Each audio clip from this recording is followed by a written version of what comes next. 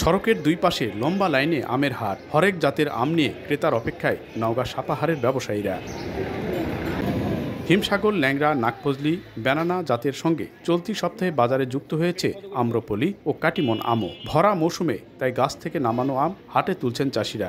এবার শুরু থেকেই আমের বাড়তি দরে চাষিরা খুশি হলেও আম কিনতে এসে বাড়তি দরে হতাশ ক্রেতা।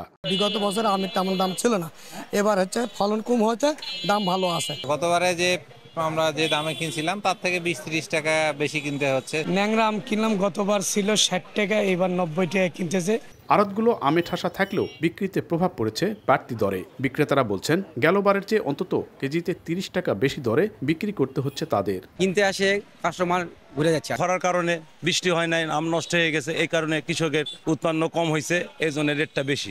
নগদের কাছে সব গ্রাহকই প্রিয়, তাই তো সারা দেশে ক্যাশ আউট চার্জ সবচেয়ে কম।